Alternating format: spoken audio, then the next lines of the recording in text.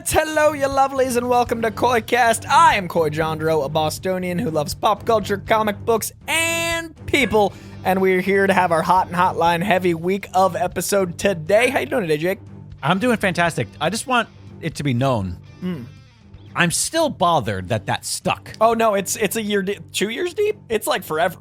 It's like 3 years? No. We started it 3 years ago, I think, but I think the name came out like 6 months. Oh, I in. see what you're saying. Yeah. Like the name of it. It's not. No, it's just a hotline week. No, it's hot and hotline heavy. See, but again, it still doesn't. With heat, it doesn't even make sense calls. though. It doesn't make because it's hot and heavy. It should just be called hotlined and heavy. So it doesn't sound as good. But it's the better version of the... Don't punch a gift horse in the mouth. If you get a good expression, you just let it ride. I hate that you just accurately used that against me. Yes, I did. Even though it all comes back. Get your Don't Punch a Gift Horse in the Mouth t-shirts available now at koicast.com. There's our new hat.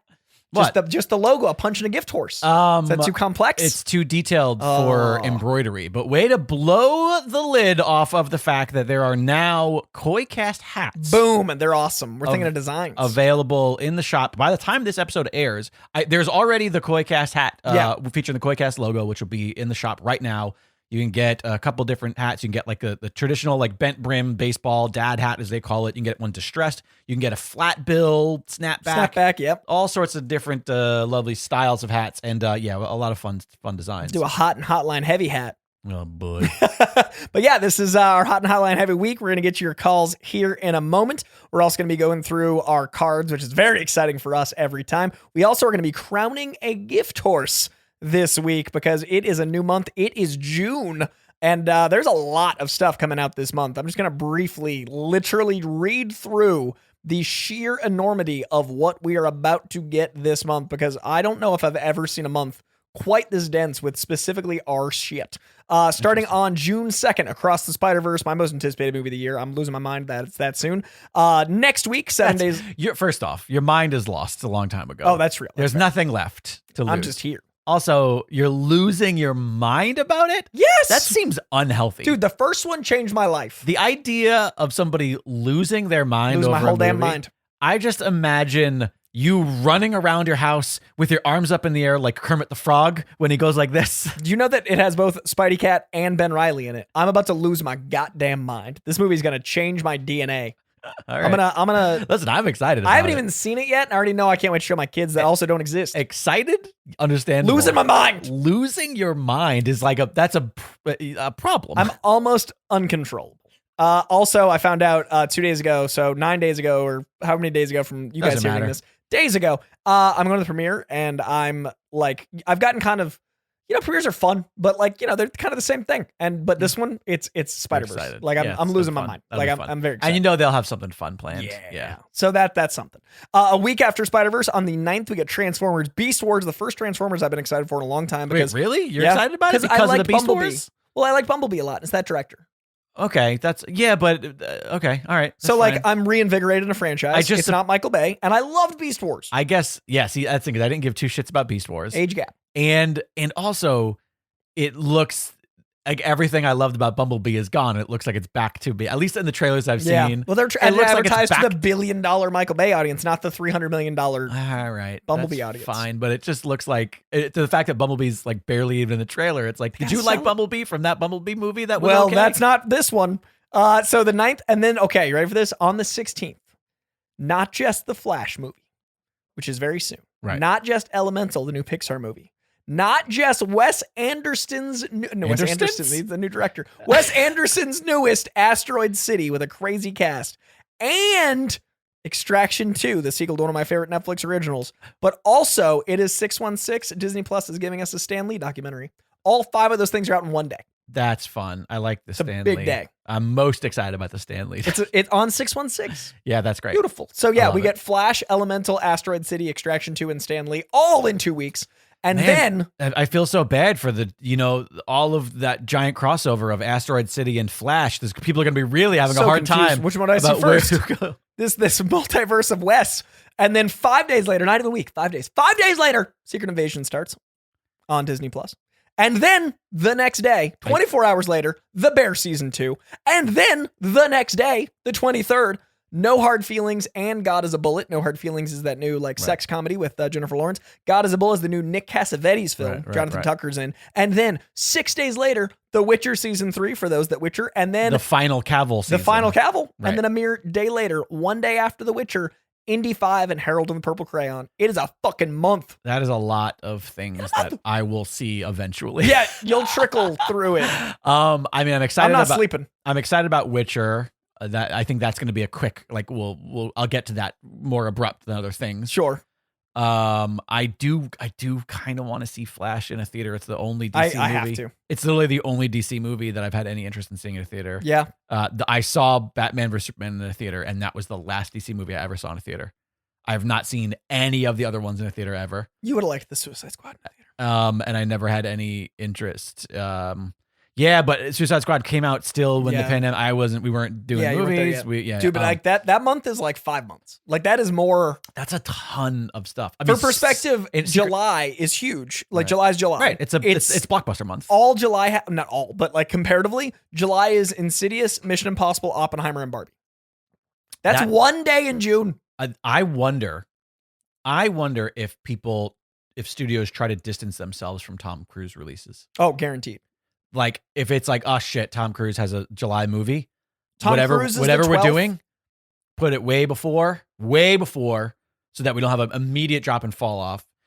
Because the only thing near it is Insidious, and that's a different audience. Yeah. And then Oppenheimer and Barbie, the face-off of the century, is 9 days later. So that's already that's a stacked month. Out of the 4 of those movies, I'm most excited about Barbie. Oppenheimer, oh my God. I got emotional at the trailer. Dude, the trailer. Holy and I don't know why. Because I don't know what about direct the trailer. And I am excited. I was talking to Alexander. I'm excited to see what I hope is a more normal human story out of Nolan again. Yeah, same. Because it seems and she was it's still gonna have all the crazy. I was yeah, but I don't think it is. It's not going to be about fucking Oppenheimer discovering time travel. Right. You know what I mean? Still a biopic. It's still going to be, yeah. And so even if it's weird. But the tension, man, those trailers. Because they let him do the final cut in the trailers. Really? And it shows. And that's why. They're really good. That's the same day as Barbie. So June is literally 12 things. That is insane. That's a lot. Actually, it's 1, 2 plus 4, 6, 7, 8, 9, 10, 11, 12, 13 things.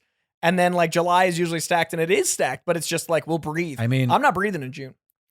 At least the writers are on strike, so that we don't have to, it slows down a little bit. Yeah, after the fact, yeah. And then, honestly, if I was a couple of these TV studios, I would hold off on a few of these. Well, I think that's why they got Ironheart next year and stuff. I think Disney's if the strike lasts a while, we got all these shows done. Right. Ironheart's finished.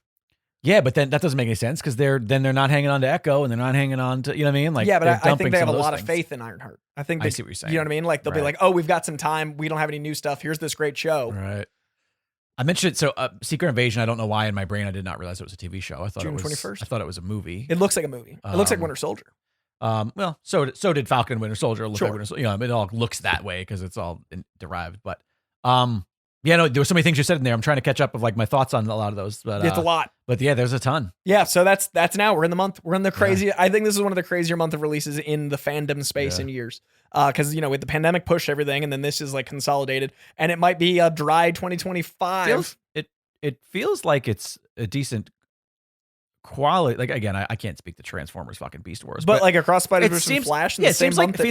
I have high hopes and expectations now for Flash based on everything we've seen. I think that these are all going to be pretty good properties. And while Guardians is still in theaters, artistic. We'll have a Spider-Verse coming out, and while it's still in theaters, we'll have Flash out and Secret Invasion on our TVs. That's a problem, actually. That is proof that they were oversaturated in the comic book market. Yeah, too much. Crazy. But yeah, so that's all this month. But let's get to some hotline calls because you guys are the co-hosts of this week in this hot and hotline heavy week. Oh, don't say it like that. Hello, KoiCast. This is Masked Llama of the Legendary Fighting Federation, and I was calling. We've recently been talking about mental health and doctors in comic books. And I was wondering, what were some of your favorite mental health stories? I know there aren't a lot out there, but there are some, and some of them are pretty good. I think it was Tom King did one recently in DC, like 5 years ago, about a little, farm where the superheroes would go and just talk about their mental health. And I mean, I guess because it's a comic book, stuff went wrong. I cannot remember the name of it for the life of me, but man, it was really good. Anyway, I was curious your thoughts on mental health, story arcs, and comics. Have a good one, y'all. Bye. One of my favorite isolated single, don't have to read anything else, complete story ever comics came out this or last year. I can't remember when it was actually it's a blur. recently. Not 5 years. By the way, Llama, I did the same thing. Oh, I'm like, yeah, that book, it wasn't that long ago, and it was actually 15 years ago. The book he just mentioned, I believe, is Identity Crisis, if it's the one I think he's talking about, which is Tom King. Let's see what it came out. Identity Crisis is a very strong book. It's actually the one with the Dr. Light I was talking about. Let's see. It was released. Identity Crisis at DC. Crisis was like 2008. 2004. Oh, I was gonna say, because I read some of Identity Crisis. I didn't realize that's what he was talking about. That's nearly 20 years ago. Yeah, because I remember the Identity Crisis. Brad Meltzer wrote Identity Crisis. He must be talking about another book. Because Identity Crisis. That was 20 years ago. It has. Can't think of the character. It's a character, but they have like a scepter that's like a big circle. Yeah, and it's like them standing. Yeah, I don't know. My brain is just like I'm catching glimpse of things here, but. So different book than that. Yeah, different book. And the one he's talking about, I also remember enjoying. I don't have Is it a Marvel or DC, or is it DC. like okay. But yeah, so that is so the one that's actually recent, as in the last year. And it's definitely, I think it's within the last 7 months or so.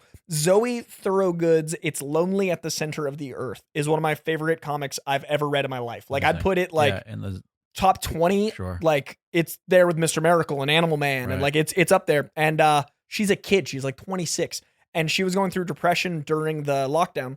Okay. And basically was very suicidal and started drawing her thoughts because she's an artist, and she was using it as like a coping mechanism. Sure, yeah. So the book kind of took on a life of its own of those characters trying to escape their mental health stuff. Okay. And so you're reading a story that changes art style, but it's all her. It's her art style. Sort of memoir-y as yeah, well. And it's like an autobiographical look at trauma. Interesting. And it's heart-wrenching and beautiful, and it makes you want to love, and it makes you want to live, and it like uplifts you. And she went from like, I don't really know her, but I like some of her work, and like she illustrated Joe Hill's Rain, which I think I mentioned a few times. Yes. That's all I knew her from. And then this book, I was like, you became one of my favorite creators, hard stop. Wow. She's genius, and it's called It's Lonely at the Center of the Earth, and I think it's the most important comic on mental health I've ever read, because it's not mental health as a side note, it's not mental health as a stigma, it's mental health as the lead. And it's so good. So that one sticks out for me. I love that. Yeah, I mean, I'm not going to top that, but only because we talked all about it just a few weeks ago. I finally read Mr. Miracle. I think Mr. Miracle is an incredible, exploration of suicide, of depression, of existential crisis, of identity crisis. I think that Mr. Miracles is definitely on that list for sure. I'd say final one for me. I'd say the Demon in a Bottle, Iron Man, like one of the most iconic Iron Mans. Sure. Like, you know what I mean? I'd put that in that category. That conversation. Absolutely. Great question. Love this question. Watch Ted Lasso. And throw if you have answers and you're listening, throw them up on the Discord. Oh yeah, I'd love if you guys have any mental health awareness comics that like they're slipping my mind. There's a few more, but those are the ones that stand out. I'd love to check them out. Hi, Kollin producer Jake. It's me, Catherine from Manchester in the UK. I'm glad you both received the postcards and letter that I sent out. I found out recently that I'm actually half Irish, so Jake was right. I'm half Irish on my dad's side. A couple of weeks ago, you were asked about the litmus test movies of yours, and you asked for ours. Mine are The Silver Linings Playbook, Tangled, The How to Train Your Dragon trilogy, and The World's End from the Cornetto trilogy. I feel like if I show How to Train Your Dragon trilogy or any other animal movie and the person doesn't like animals in general, I know to steer clear. I found this question quite challenging just because I have more TV shows litmus tests than movies. Like The World's End, there's a TV show called Miranda in the UK, which is in regards to silly humour. There is an episode where it's set in a shrink's office or psychiatrist's office, and I have not laughed so much in all my life. It's so funny. One of the questions I asked on Discord after the litmus test question was if you were going to make a 90s mixtape, so 10 songs that represent you in your life, what would you choose and why? I will re-ask the question on Discord as well, but if you could pick 2 or 3 songs of what you would say was yours, that'd be great. I also wanted to softly mention that if you're a KoiCast listener and you've not read the retweet that Jake did of Alexandra's Letterboxd review of Guardians of the Galaxy 3, please do so. It's on his Twitter. She's an amazing woman. Thanks for her telling her story. Much love to you both. Cheers. All right, Catherine, there's a lot here. Thanks so much for the message. First and foremost, thanks again for the cards and the art. That was lovely. 2, Miranda Hart, fantastic program. I haven't seen all of it, but I have seen some of it, and what I've seen, I love. I agree 100% about How to Train Your Dragon. Oh God, one of the best trilogies of all time. I have still not seen the 3rd movie yet. Are you saving it? Kind of, but also it's been so long now. Dude, watch them all again. That I know. That's kind of what I'm thinking. That's kind of what I'm thinking. Before I watch the 3rd, I'm like, well, because I showed Alexandra the first one, she had never seen it, and I was like, no, you don't understand. It's better than what you think it is. Yeah, it's much and more then pure. They only get better. And then the second one is just as fucking good. And 3rd is somehow Six the Landing. So I'm excited, but haven't seen it yet.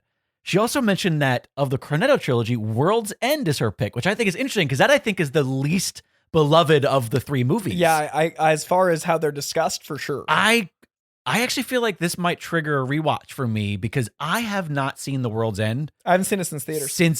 I think same. I think I only watched it once, or maybe I watched it one other time on home video after that. I couldn't tell you. I remember it being zany. I remember the ending. I remember Edgar Wright and all. Well, I remember like the plot point. But I definitely don't have the same beloved feeling I do for Hot Fuzz or Shaun of the Dead. No, same. And in fact, if I were to pick one of those 3 movies that was a Litmus movie, I'd probably go Hot Fuzz. I'd go Hot Fuzz because it references all of my Litmus movies, or so many of my Litmus movies. It's also the right brand of absurd, whereas like it's not like there's not as much of that like heavy-handed satire in Shaun of the Dead, which is Shaun of the Dead. There's a lot of, you can find there's a lot of messaging in there, but it's mostly just a really fun zombie comedy that's about a specific breed of person. Yeah. Whereas like Hot Fuzz is a lot of things happen. I don't know. That's interesting though. The fact that World's End is one of her litmus is great. I mean, we both definitely have obscure ones, so I love what shapes people's litmus. I love this question. Right. Like that's an eternal thing I love for the show. Thank you so much for your kind words about Alexandra. I agree. She is an amazing woman. And yes, everybody should go read her review of Guardians of the Galaxy because it shows how powerful and important art is, and how even something as silly as a talking raccoon can be incredibly healing. And I tweeted it out at the hopes that maybe James Gunn would see it. James Gunn has liked a few of my tweets. Ooh. So I know at least I'm on his For You page occasionally. Yep. You know, so I was hoping not for me, but for Alexandra, that somehow he would, I don't know, like it's risky to be like, hey, you should read this review of your movie. But it's not about that though. Right. No, it's the experience you wanted to show how was art translated. Right. That's different. And literally, as of recording like 2 days ago, he said, all right, I'm backing off of Twitter for a while because I'm spending too much time for this. But in any case, if you do go and read that, retweet it because I would like James Gunn to try to see that and read Alexandra's. Yeah, work. it's beautiful. And then last but certainly not least, Catherine. What a challenge. Like a 90s style mixtape of just the music of like that defines your life. It's gonna have to be like 3 or 4. I got a few. Let's do 3 tops. Let's do 3 tops. Tops? For the sake, because otherwise we're going to be doing this for the next 6 hours. I don't think we're describe it forever. I'm just saying like, okay, so this is such an impossible question. From the jump, I'm gonna go Freaks and Geeks, Childish Gambino. Freaks and Geeks is not only lyrically genius, not only is like a rhythm and an experience that I appreciate, like the sound of the song, but it's also about basically how I identify myself. Like I definitely felt like an outsider, and I felt like someone that is always seeking validation, but also the song is him being boisterous for the sake of trying to fit in. Like he's putting on a facade because he feels like an outsider. So it's not only about comics, it's not only about that, but like the song just speaks to me. So Freaks and Geeks is like everything. It feels like one of those songs that you go like, wait a minute, did he consult me? Yeah, exactly. Yeah. Were you spying on me? Is this about me? What is this? That's what I love about when a song just hits you where you go like, wait a minute, the details of this are so weirdly little much specific. There. Yeah. It shows you how important the human experience is. 100%. And what art can register as. All right. This is really, really tough for me. because I think, like I said, Catherine, you're a jerk. This is an impossible question. Impossible question. Much easier to do movies than it is to do songs, I think, because songs are a constant. Well, they're shorter, they're quicker. They soundtrack my life. Yeah, there's more of them, I would argue. So anyways, I'm going to have to go with Ben Folds' Narcolepsy, which if you're going to listen to it, go and watch or listen to the version that he did with the Waco Orchestra in Australia, the West Australia, WASO Orchestra. Sorry, not Waco, Texas, WASO. West Australian Symphony Orchestra, because it's one of the most powerful, I think, musical performances ever.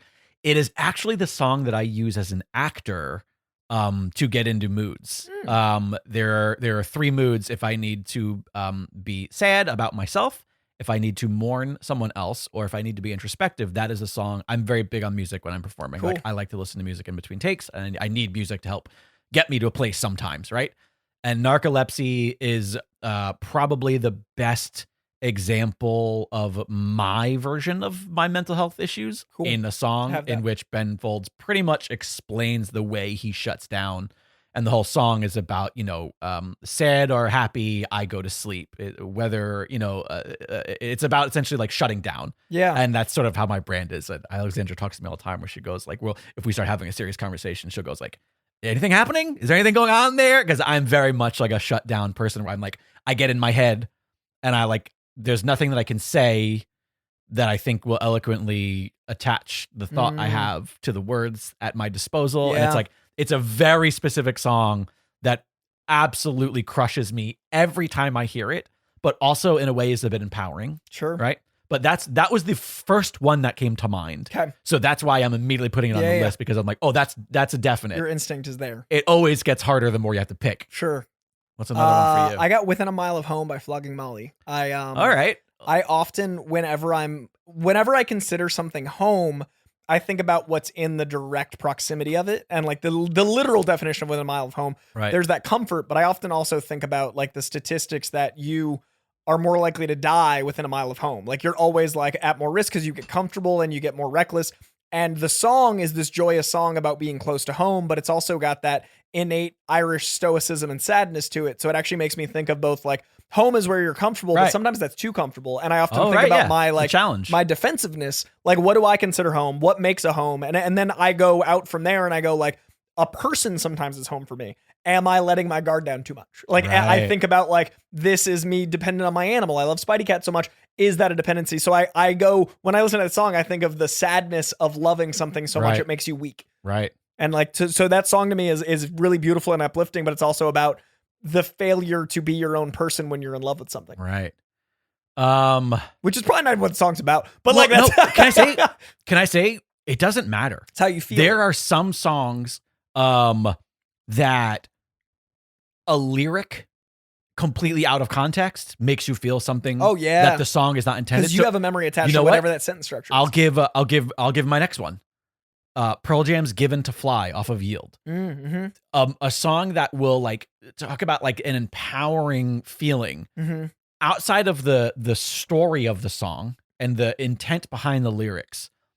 Listening to Given to Fly makes me feel like they're singing about me. It makes me feel like Eddie is like talking about me as a human being. Yeah. And it is, it's again, beautiful, but it's also like there's something about like the driving quality of the music itself mixed with a single lyric sometimes that is enough to just make you emotional and make you feel like, fuck yeah. So I get that, even if that's not what that song is about. But it's how you listen to it. Yeah, no, honestly, Pearl Jam's Given to Fly is probably my number 2 because of that, because of especially like towards the latter end of the song after, because it's a really, the whole song is a crescendo. So it just gets bigger and bigger and bigger. And by the end of it, Eddie's just wailing. The guitars are just fucking driving and it's just huge and big. And it just makes me want to go and fucking tackle the world, you know? It's actually, that ties perfectly on my next one. I don't think it's as popular as some of his other anthems, but Till I Collapse by Eminem is such a fucking like driving force. I don't know that song. It's him and Nate Dogg, and Nate Dogg's got one of the best like chorus voices. Regulators Nate Dogg? Regulators Nate Dogg. He's got one of the best chorus voices ever because it's like immediately cool. Chorus like it's voice? What do you like mean? when you go into the chorus and like you've got a different vibe. Oh, like I love see. chorus Got voice. Like the juxtaposition between the lyrics and the chorus, I think course. is sometimes what makes a song or breaks a song. Oh, of course. And I love that like the lyrics are like powerful, driving till I collapse, and it's all about like gotta do the next thing, and I'm such a person that like I literally do stuff till I collapse. Yeah, no, like you're I dumb. break Yeah, myself. Yeah, we talk about it all the time. So like till I collapse obviously registers that way, but also then the chorus is this other person chiming into their experience, and I often see that as like a dialogue from the monologue. Right. And each lyric is a monologue. Where is Nate? Nate's in the chorus. Okay, got it. But it's him doing his own thing, and I always love the idea of like you need people with you when you're about to collapse. Sure. Like you need someone egging you on. Right. And the lyrics are all I'll like listen to it's that. like the 8 Mile. Right. It's like the less poppy 8 Mile, and I love 8 Mile, Right. but like it's not as known. So Right. it's funny like when a song gets so popular, I don't do the whole like it's too popular, I don't like it anymore. But I No. definitely go like this associates with too many things. It doesn't feel like mine. The problem is it becomes less. Sometimes it becomes less personal. The bigger it gets. I can't equate the same oomph because I'm like this feels cliche. There's also something about deciding to put on a song, whether you're at home by yourself, put on a stereo, whether you're listening to headphones, whether you're on a run, whether you're walking, whether you're in a car, and you go, I would like to listen to the song right now. Once you're in Target and that song just comes on at you, different. It's like, oh, well, now I'm associating having to buy toilet That's paper. what I mean. It's a different song because you're out and it's like coming at you, not I'm with this. It's not my art anymore. So again, a possible question, and I could think of a billion other songs. I think if I had to pick a strong number third to close with, to go from like the big, broad, empowering element of like a full rock band in Given to Fly, I'm going to go real small, real intimate. I'm going to go Not Perfect by Tim Minchin, which is a song I'm sure you haven't heard. I don't know what Tim Minchin is. Yeah, I've talked about him a lot on the show. He was the guy who wrote the musical version of Matilda. I do immediately and he does, know. Yeah. He did Upright with the TV show that I was touting about. He's one of my favorite artists working right now, and or working ever, I guess I should say. One of my favorite artists, period. And his song Not Perfect. So he's known for these big, broad, comedic songs. He's a song all about, fucking cheese and how religion is bullshit, and he has a song about political things and all. He's like very broad.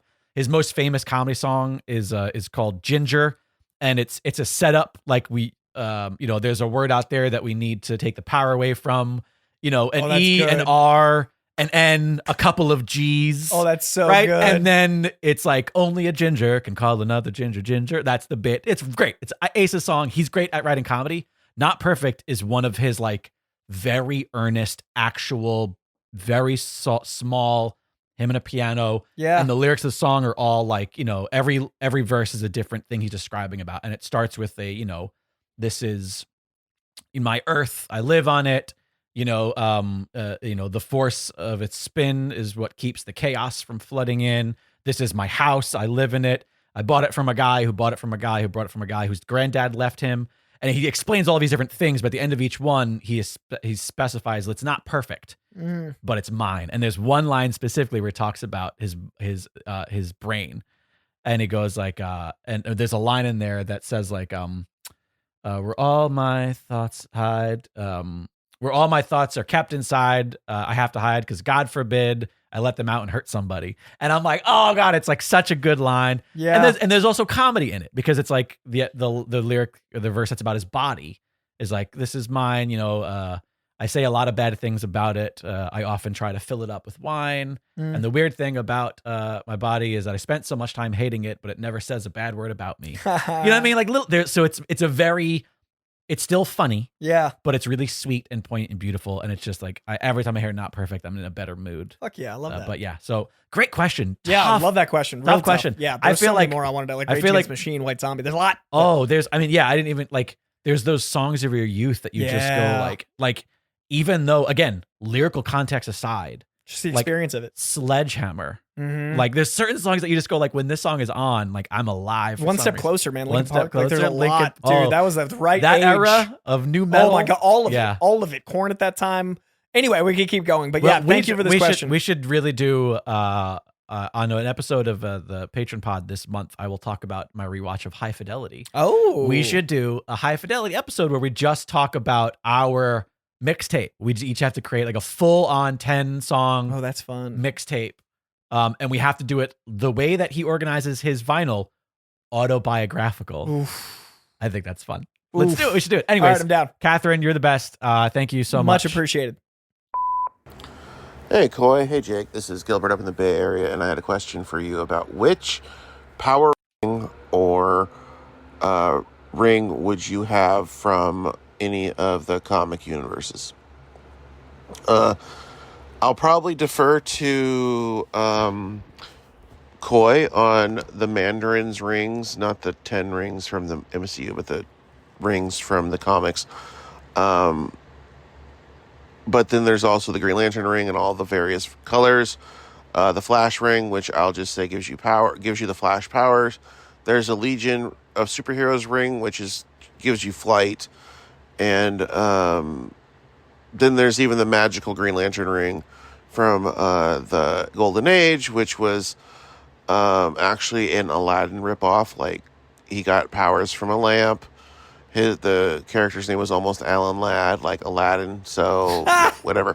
But anyway, which if you could pick one ring from any of the universe, which one would you pick? Feel free to give your reasons why. Yeah, thanks. Bye.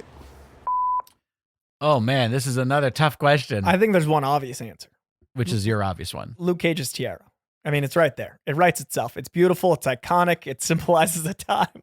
But does it have a power? No, it's just great. So you're going simply for aesthetic the glow wonder. Up. Yeah, you want the glow I up. I want to be so manly. Not only is my name Power Man, but when I put on a tiara, no one even scoffs. I don't think it's called a tiara. Oh, it's a tiara. In that instance. I think it is a ringlet. Is that not what they're called? It's on his head. Yeah, no. What are they called in Skyrim? Luke. Alexandra, are you listening? What do they call the thing that you wear on your head in Skyrim? A what? A circlet. Circlet? They're called circlets. Thank you, love. Oh man, it's a tiara and he doesn't get guff. And that's so impressive. Like, I want to be so manly, I can wear a tiara. I've expanded this past rings into full on jewelry. Clearly. Because I was just thinking about the tiara the whole time. I mean, this is sort of tough for me because I don't know. I'm not familiar with a ton of the rings. Well, let's think we open it up to jewelry for that just reason. jewelry in general. Like Wonder Woman's bands. I was gonna say, I feel like Wonder Woman's bands are pretty great. I feel like, technically, a belt is that's jewelry. Is sort of jewelry. That adorns the bat utility belt. Batman's utility belt. belt. Oh goddamn, that's some jewelry. I will say, when it comes to just straight rings, I mean, there's got to be nothing better than the Green Lantern ring. Like the green, like that's got to be the green one too as well. Yeah, like the specifically Green Lantern. That's got to be the ring. Yeah, right? to rule them all. Yeah, to bind them exactly. Flash is fine and dandy. Right, it holds a suit. But it holds a whole suit. Yeah. I'm gonna go Wonder Twins. I was gonna say Wonder Twins is great, but only if you have another Wonder Twin of some sort. It's not a good solo endeavor. I'm gonna go. What if they wore them on each hand? Can they? Can I? Like, if can you Wonder Twin yourself? Right. It's very masturbatory. Wait, what happens? Like one part of you becomes water, the other part becomes an ant. I don't know, guys. All right, we need a DC writer to do this. Here's my answer. All right. I want one of the rings that helps summon Captain Planet. Oh, I like that. That's very Wonder Twinsy. And I would like personally to be the heart guy because I always felt bad for him because they were all like earth, fire, wind, water, heart. I love. And it was just like, what is heart? Isn't an element. It's not an element. Love is all things. It's the strongest. Also, of all. his voice was so like always heart because you can't yell heart. There's not enough consonants in it. Like there's not. No, John Bernthal could. Not many others though. You gotta have that kind of voice. Hut. But no, but if he did, it would sound like hut. That was like, you sounded like Jason Statham yelling. Actually, no, I sound a little bit like a fucking Roy Kent. What's yeah. his face? Oh my god, you definitely did. Everything is down here. I love that man. Oh, this fucking place. Brett Goldstein. Good that question. Grimace but yeah, is like no one else. I don't know. I do think it's kind of an if we're sticking to rings, it's kind of unfair. It's gotta be Green Lantern. Like Green Lantern, it's also like it's so powerful and that's iconic. the whole ring, right? Like other characters, you got other stuff going on. The ring is part of a thing, but it's not the thing. Yeah. What about Phantom? Oh, great ring. Also looks aesthetically pleasing. Like I can wear that. That's a lovely ring. Like in life. Yeah. It's nice. Are there any other what are other let's extend it to just pop culture, like movies, TV, like what is like some of the best like jewelry? Like what's the pop culture jewelry or accessory that you I've been thinking about this because I've been like wanting to get more jewelry in my life, and I've been trying to think of things that look cool but also are nerdy. I don't know. There's not a ton that jumps out. I mean, yeah, Male fashion jewelry is hard because if you wear too much, you look like a pirate, and if you don't like pair it well, yeah, like what's like a like I mean, Kamala Khan's. I love Ben Riley's external web shooters as like bracelets. Like I like that aesthetic. That's a good look. You know what I mean? And his little pouches, the tubes, his little ankle pouches, those are nice. All right, you could put so many things in an ankle. Yeah, pouch. you got a lot going on. Deadpool's just pouches. Anything Rob did. Yeah, this is tough. I don't know. This is tough off the top of our heads. Yeah, I don't know how much of a jewelry man I am. Yeah, I'm not. I don't. I used to when I was younger. When I was the young rocker, I had jewelry. I had wrists all the way up to here. Days. Oh, I wore so much shit on my hands and like to the point where literally, like all of my guitars have a permanent like mark where my bracelets would hit behind the bridge where you would just like see like I just bought a couple rings and I actually I told you how did I tell you I decided how I want to be buried? I decided how I want to end life. Segway master. You did not tell me. So the yew tree is this beautiful tree that I fell in love with. When I was in Ireland, I came across this abbey that happened to be a place where my ancestors were buried. So it felt really important because I found Thompson's, which is my grandmother's maiden name. So like my great ancestors that emigrated to America, and it's spelled our way. And then I looked it up and it turns out they were actually my ancestors. Interesting. So I found this abbey. I fell in love with it and then found out that was my family like there. So like it was one of those moments of like, 1-2 punch of joy. Whoa. Yeah. So then in like the middle, no wonder I love this. Yeah, this felt it's my blood. I'm from here. So then I found this in the center of this abbey. They had actually built the abbey around this tree. And this tree apparently is one of the most iconic trees in Ireland. Again, I stumbled across this. I was exploring the Rings of Kerry, found this, and this tree just meant the world to me. I took a ton of photos of it. I'll show you after. Sure. And it's this beautiful spiraling tree, and I was like enamored by this tree. Then found out it's one of the oldest trees in Ireland, and they built the abbey around it, so it's at least 5,000 years old. So I recently have been looking into this tree, and it's this yew tree. It's YEW. Right. And they used to use it for medicinal purposes. It can actually, if you use enough, it slow cancer, but you can't, there's not enough trees to actually implement it. But also you can use the powder and like poison darts with it. So they used to use it offensively to kill and defensively because it's poisonous, but it's like, it's a fascinating tree. So this tree basically, when its limbs die, fall into the trunk and then it reforms. So it's almost immortal. Like this tree is the tree of life in Irish symbology. The limbs turning into that's what this. So I've seen the symbol my whole life. Didn't know it was a real tree. Got it. And then I found this tree, and then it tied to my family. So I was like, I die, I want to be planted under a yew tree because not only does it symbolize me getting to live forever, but also I've always wanted to be a tree. I've always wanted to be How are they like? Where would you be able to do that? I'd have to find. They can survive here. They just don't get very big. Right. So like I could, and I've always wanted to be. Buried and become nature. I think that's more my thing. I'm the same way. I don't know. I'm also fine with just being dusted, to be honest with you. But I used to be, and then I find I want somewhere for people to be able to go. Did you ever watch 6 Feet Under? No. There's a plot in 6 Feet Under that's about, obviously the whole show is about death and what happens, but there's a whole plot about a character like wanting to be like buried, having a natural burial, and it did really kind of like the more that storyline progressed, the more like it did sort of skew me because like the brief premise of it is like a person dies and the husband who like loved this woman knew that she had told him that she had wanted a natural burial, but when she had originally created a like will prior to the conversation of her changing her mind, she wrote that she wanted to be cremated and her parents wanted her to be cremated and he didn't. And so it's a battle of like, so like having somebody who's always been like, just fucking cremate me. I don't want to take up I don't want to take up space. I don't want to be a burden to anybody. You know what I mean? So, but if you're a tree, you're only helping. You're causing oxygen. Sure, but you're and also, then it's a place you can visit. But also a bunch of people have to really do a lot to get you to 100% to be there. So you are leaving your loved ones with a ton of work, an obligation, a workload. I recently found a craftsperson in Ireland that makes jewelry out of 6,000-year-old preserved yew tree. So I got a specific to me Irish knot that I've always loved that represents eternal love, and I got it as a necklace. So in my journey of jewelry, I'm like, I don't want to just be pop culture, but I found this thing that is so specifically me, and I like have that, and I feel like that's the equivalent of like it symbolizes so much to me, and I can wear it until I die, and I can carry that little plan with me. There you go. I like that. And also, I apologize to all of Koi's loved ones who are going to have to find a yew tree to bury him under. Good luck, all family surviving me. I got to have kids just for that. Well, thanks to everybody who called the hotline. We appreciate you, and we have to now show our appreciation to all of our patrons, specifically our Gift Horse patrons, Let's because unpunch somebody. it is that time of the month. It is time to pick our June Unpunchable Gift Horse of the month. If you don't know what this is, well, you haven't been paying close enough attention. Head on over to koicast.com, click the Patreon button, or if you want to skip that step, go to patreon.com/koicast. Some people don't like typing slashes. They go, hey, you give me a URL with a slash in it. I'm out. That's one step too many. That's it. Either way, you go find the Koicast Patreon and become a Gift Horse tier patron. And every single month, we are throwing all of our Gift Horse name into the Wheel o' Names, which is pretty much just a website that allows us to randomly pick a winner. And that's what we do. The winner receives a free item of their choosing from the shop at koicast.com, as well as their name and lights in the Discord, if they happen to be in the Discord, and you get to pick something for Koi and I to discuss on the Patreon-only pod.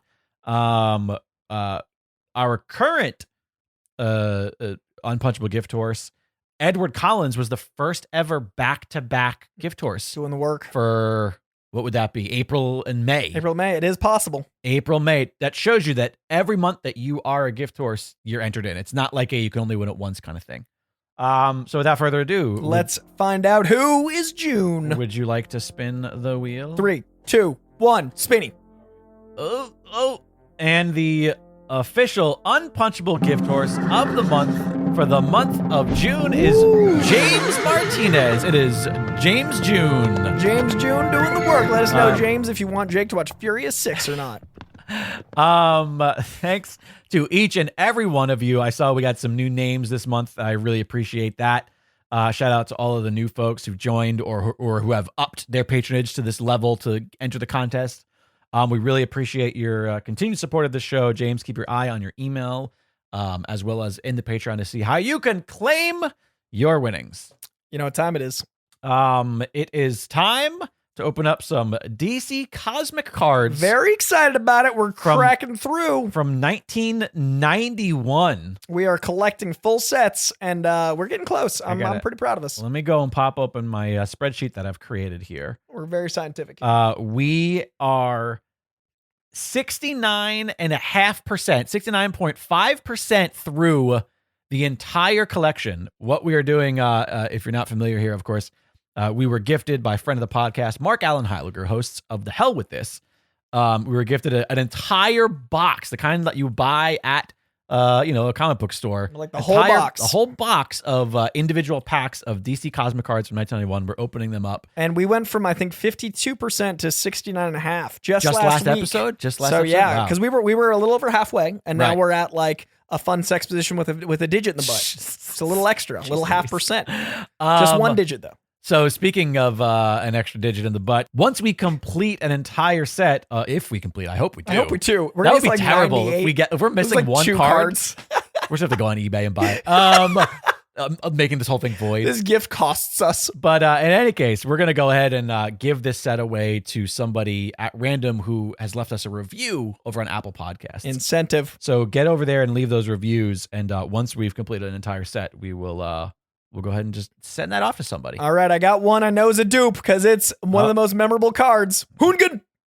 Who? The one we got last. With the little dolls in the back. The voodoo guy who's for some reason is in a costume, even though he doesn't need to be. Doesn't have to be. All right. I know we have him. I don't know if we have gotten multiples or if there's different versions. It just seems like there is not.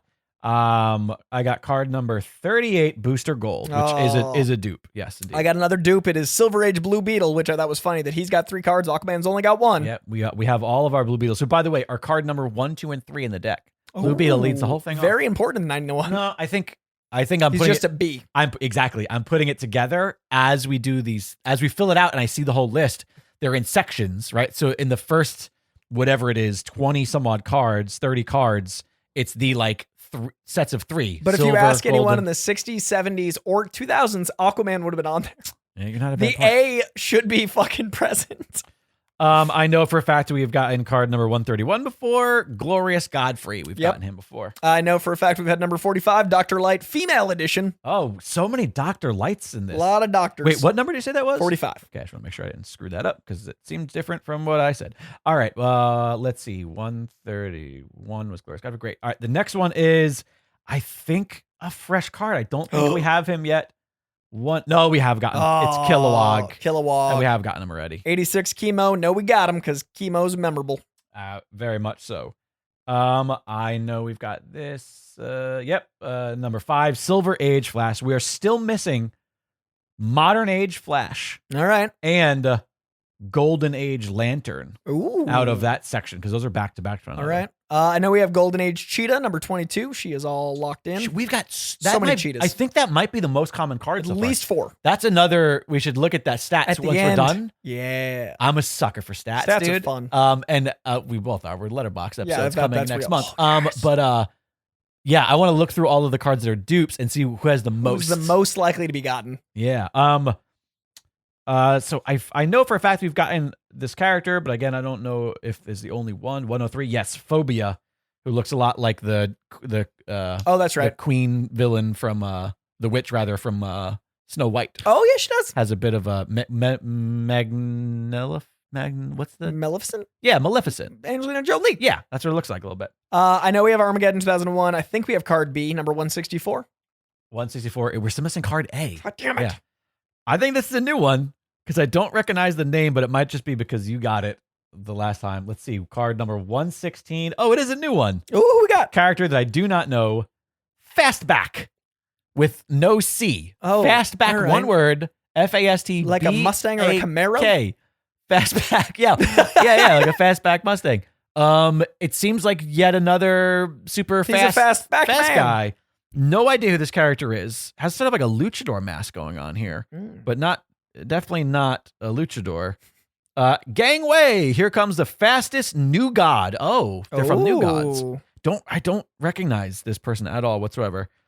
It's Fastback, a native of New Genesis, the pastoral sister planet to Apocalypse. Yeah, we know. Fastback whizzes about thanks to the arrow pads in his boots. Oh, so he's not natively fat. He's not a superpowered. He's enhanced. He's an enhanced being. All right. Card number 116, Fastback. I got a dupe. I got number 110, Vandal Savage. We've got a lot of him too. Vandal Savage is up there. That's at dupe. least the fourth one. At least. Because we I remember that we got him the first time we opened. Last week we got 2. Yeah, at least four Vandals. What did I just say we needed? Oh, did you get him? Golden Age Green Lantern. Oh, look at him. Card number 7. We got him. Golden Alan Age Scott. Green Lantern. Not the best artwork. I mean, the Golden Age was a different time. But like even just like the perspective, like the oh yeah, he has like tiny little legs. Yeah, and like giant, it's like a forced perspective, but not well. Giant thighs. It looks like something I drew. He's got quad games on point. A lot of squats. All right, but hey, at least that's another new one. Golden Age Green Lantern. First new one. We have all the Green Lanterns. Oh, that's exciting. So anytime we get another Green Lantern that says the word Green Lantern and isn't, like immediate dupe. Yeah. Eclipso, definitely got him. 94. Yep, another one. The Guardian. I don't know who this is. Card number 53. Have we got this person? No, we haven't. Oh, another new one. The Guardian. Man, the DC fans must hate this. But this is why we're doing it, because we're learning. Sorry. Yeah, deeply into the 70% now. We're Marvel nerds. Who is the Guardian? Wait, I'm going to write it down so that we have it logged. The Guardian has like a, I don't even know what to say about his thing, but he's like a shield. There's almost like a little bit of a Captain America, without the... I vaguely recognize him, but not well. He's just pretty much like he's wearing blue and yellow. He looks like an X-Men. Looks like a 90s X-Men. Definitely. But he has this like very odd shaped shield that's like a circle with a bar across the top. And ask any metropolitan how long the Guardian has been protecting the city.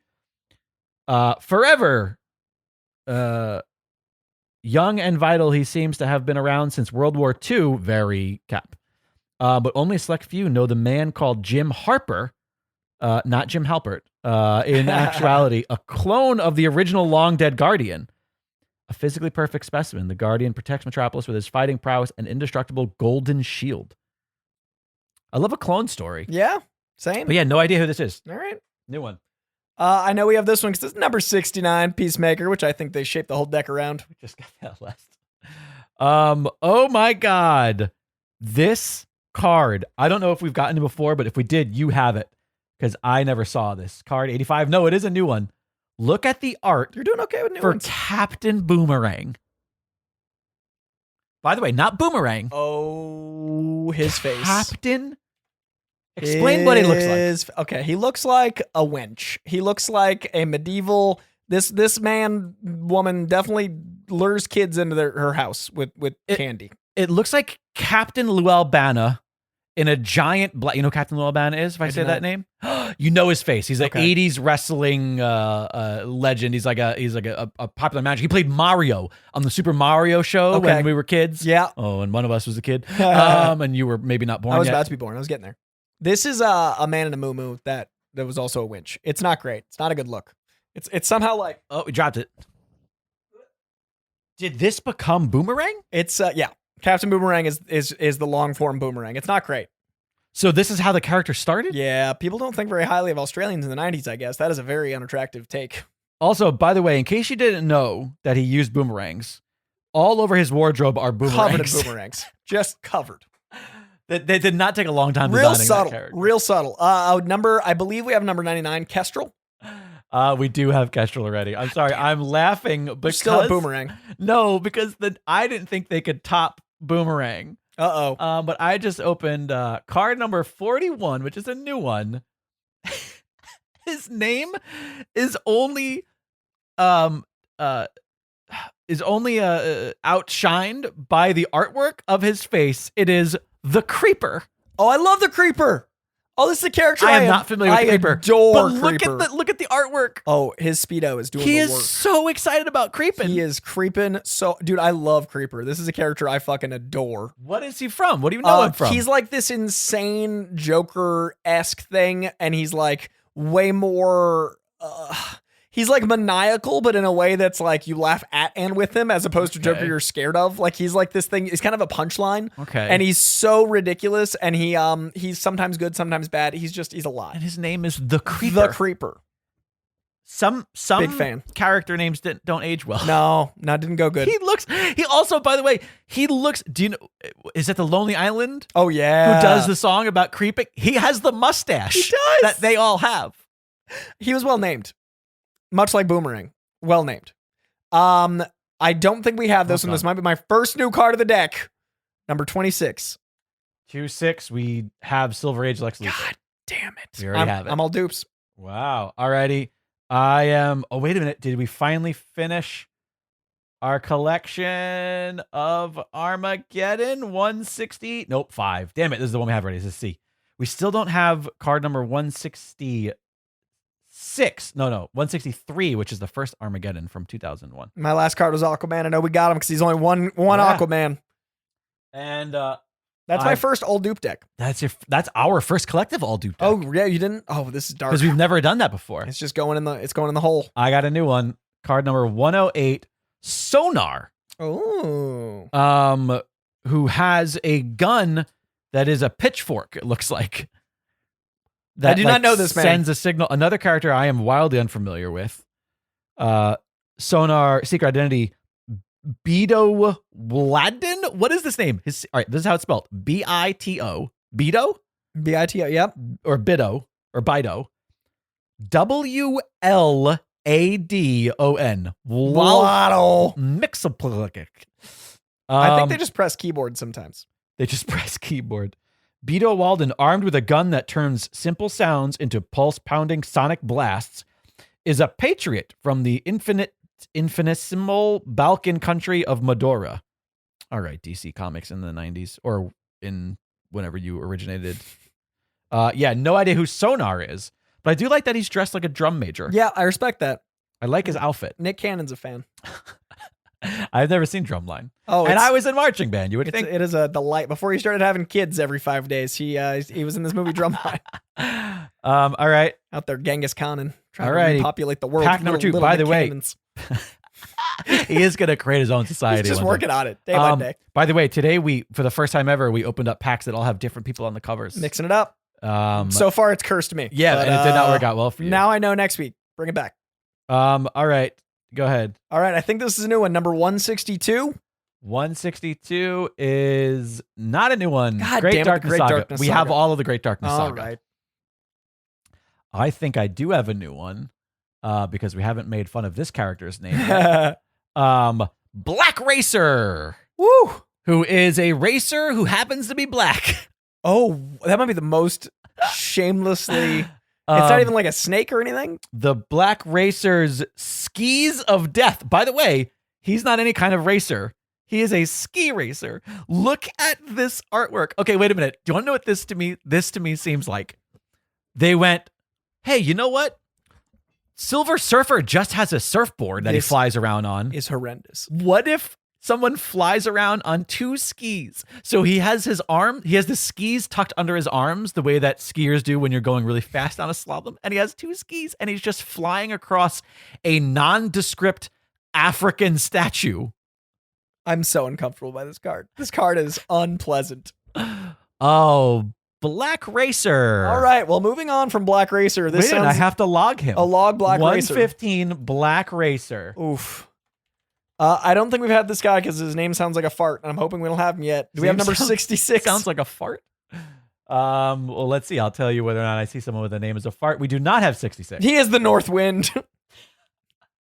Mr. Northwind looks like a half man, half bird, and he's very terrifying. Is he the Northwind? Or No, just Northwind. And you don't know this character? No, I do not. He looks like one of the creatures from James Gunn's Counter Earth.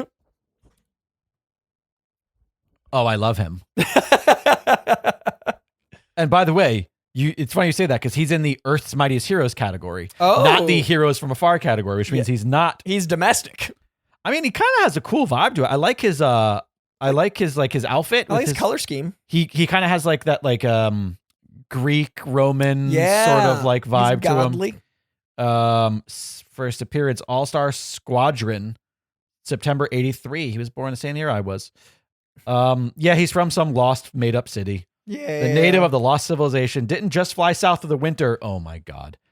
He flew to California and joined Infinity Inc. I love him so much. This scion of a winged princess and an American scientist long enjoyed a bird's eye view of the world outside of his homeland until he was summoned back by his people, whose city was destroyed in a tragic icy cataclysm. Doesn't specify how he got his powers or why he is the way he is. Very vague all around. In fairness, in the back, he does look just human in a face. Okay, so he puts on the suit and he gets like Wing Boy. Wing Boy. Northwind. Northwind. So it's just Northwind. It's not the Northwind. Yes, just Northwind. Alrighty. I have next up another character that I'm not familiar with. Oh my God. This is the DC characters, guys. People out there are like, yeah, Marvel has a bunch of terrible characters too, and I agree. Yeah, no, it's comics. But we unfortunately have this deck. We unfortunately don't have that deck. If there's a Marvel deck, we will read those bad characters too. His name is Desad. Oh, this guy, yes, Desad. He's the right hand man of Darkseid. Oh, okay. I recognize this guy. I mean, I've never seen him drawn like this. It's not a great look. It's not well articulated. So this is an example of my DC knowledge where I go, oh yeah, I've seen him. Yeah. Didn't know. Not like this. I could never tell you what his name is. Desad. I never knew Desad's Desad. Desad's Desad about that look. Although there's 2 A's, so it's Desad. Desad. That's because how he was drawn. He made him Desad. He does have what they call on the back killing gloves. There's a little drawing of his killing gloves. When he's drawn better, he's Deglad, but now he's Desad. Desad. Number 104, I believe we have.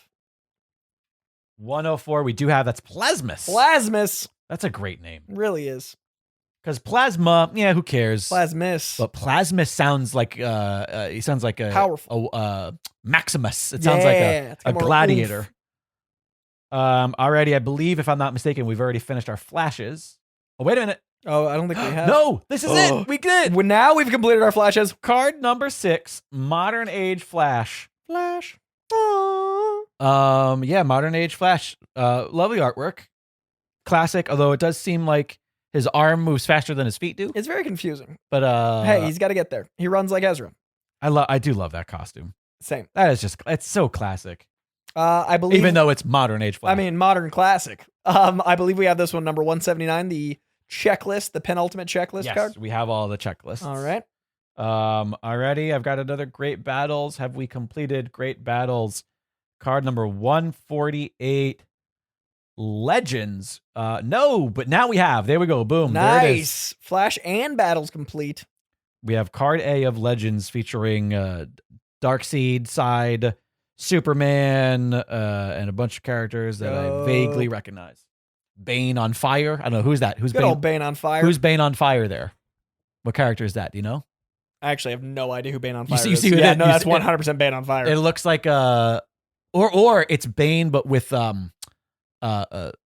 Ghost Rider's head. Yep. Either way, don't know him. Well, there we go. Great battles, legends, card A.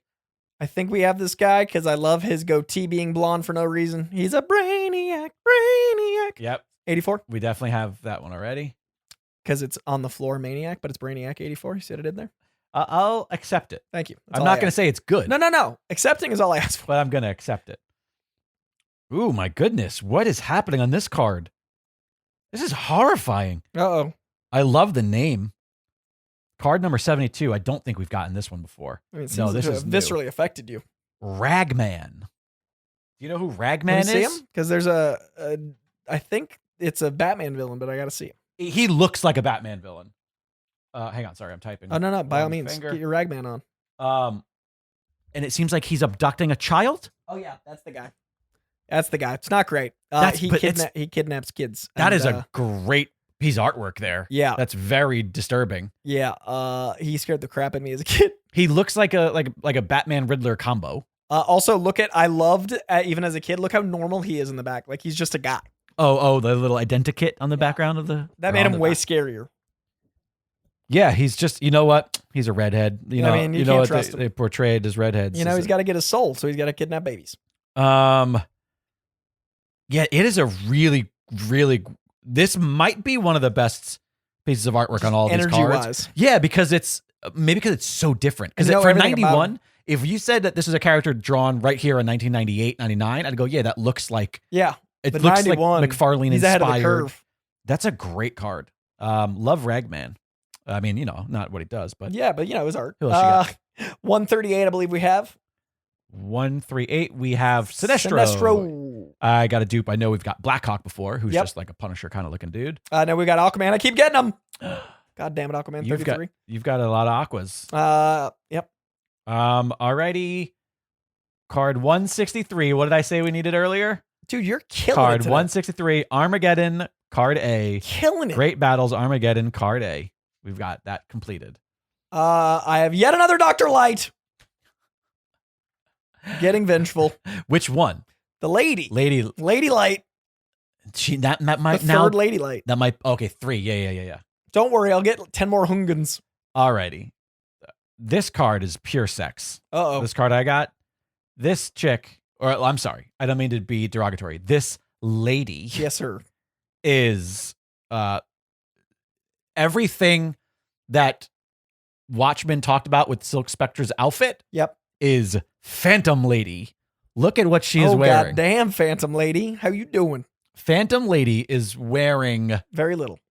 pretty much Just S&M leather. no, like pretty much like a 2 handkerchiefs over her boobs tied to a belt, and then like she Some doesn't even pleather. have, by the way, she's kicking ass. No knee pads, no elbow Doesn't pads. need 'em.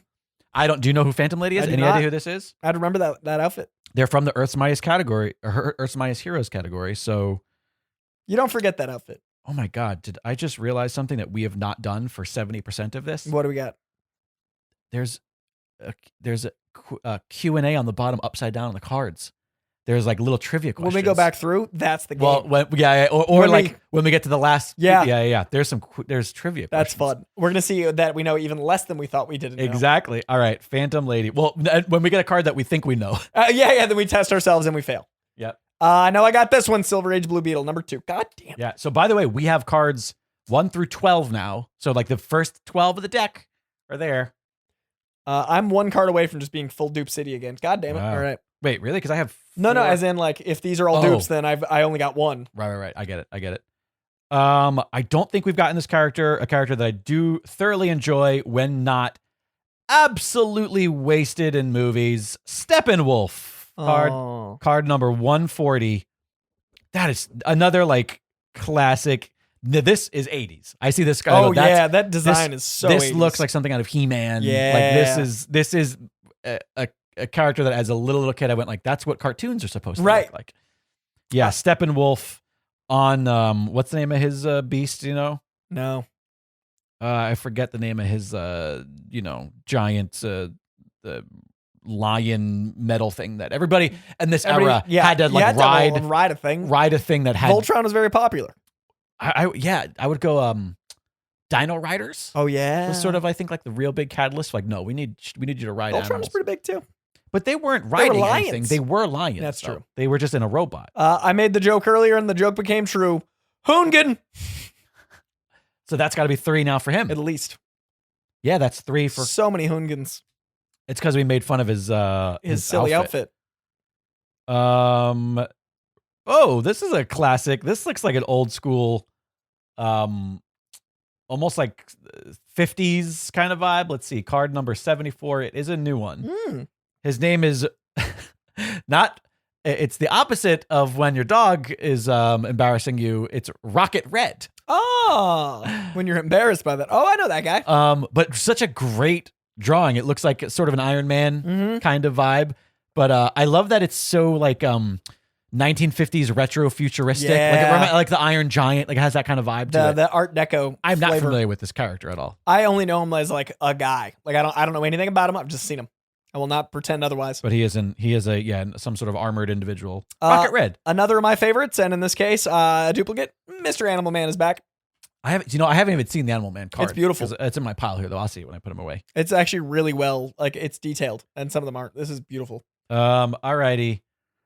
I have completed Crisis on Earths 1 and 2. So I have Great Battles card number 143 for those keeping track at home. Jake is just carrying the weight. Card B, Crisis on Earths 1 and 2. Card B. So we now have all of those. All right. I'm going to actually, I didn't get a lot of wins today, but I'm going to finish exactly as I started. The first card I pulled last week is the last card I'm pulling this week. Oh. That's got to be some statistical anomaly. Classic covers showcase something. Number 22? It was, Classic 175? Action Comics number 1, number 169 was the first card I pulled last time. Last card I'm pulling this time. Oh, 169. Because it was Superman's silly face zoomed in. Right. Wow. All right. And my final card is another dupe that I got from last week is Starfire with the hair that turns to smoke. Card number 125. So that'll do it for these.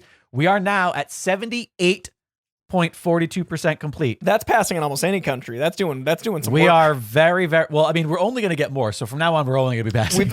But like C+ is way better than the D- we had. Also, I think we've gotten to the point now where the box, the little Game Genic card box that I've been using to keep our too full completed set, there's no more room. Oh, that's power. I need to get a new box. That's power, that is. Guys. I'm at a whole dilemma now. 200 cards. I need to get a this bigger. Is what it looks like. Yeah. And then you need a better boat. Well, that is exciting. Well, that is going to be it for this week, you lovelies. We are going to take a little break, ski, and eat. My stomach has been rumbling. We are going to go have some more pizza rolls. Pizza roll time. The official snack of Koikast. Yeah, they can sponsor us. We're available. Tostitos, hit us up. Oh my God, we should reach out to them. Do you think they don't do? They should. A podcast ads.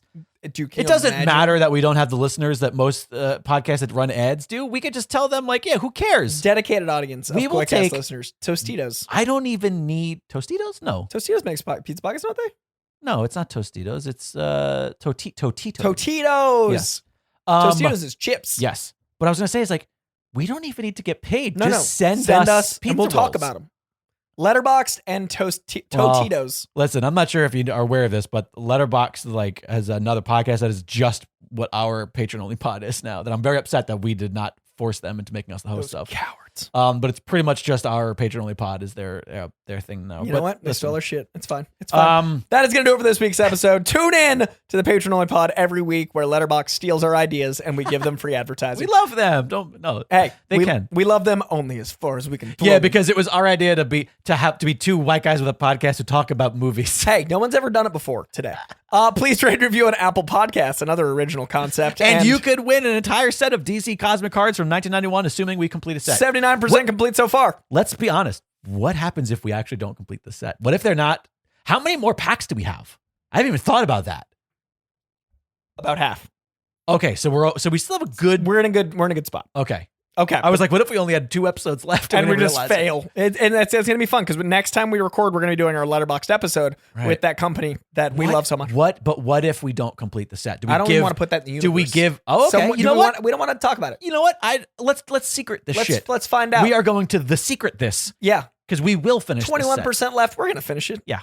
All right, that's going to do it, you lovelies. Please do rate and review on Apple Podcasts for your chance to win. Check out koicast.com for merch. We got shirts, we got mugs, we got new hats, and we got masks. Check out the Patreon if you want to hear our reviews of all sorts of art we've consumed. We got a lot coming at you these 4 weeks. And follow us on social media using hashtag Koicast to get our attention. I'm at Koijandro. He's at Jake Lloyd Bacon. As ever, please do dial in it, and I'm tired happened. There's no 9. There's not a single 9, so the second chunk, 818-794-0722. That's 818-794-0722, or you can send a voice memo to contact@koicast.com. That is going to do it for this week, you lovelies. Please do call in. Thank you for being here. Thank you for listening. And thank you, as always, to Trading Cards for existing. We'll see you soon. Hey there, my name is Wingman Steve. And I'm Chris. Chris what? Yeah, I'm not saying it. Come on, man, say it. It's cool. I'm Chris 183. Yeah, Chris 183. That's cool. What do you call a cow that plays an instrument? I have no idea. A musician. Anyways, Steve and I are both 30-something dads. But we are super cool, awesome 30-something dads who love to nerd out over the power-chorded glory that was 90s and early 2000s pop-punk music. We are both huge fans of the pop-punk genre, even though nowadays we're pure Baby Shark. Join us on High School Never Ends, the Pop Punk Dad podcast, where we'll discuss, debate, and revel in a music genre that we feel deserves much more love. At least once we get the kids to bed. It's High School Never Ends at hsnepod.com and wherever podcasts are found.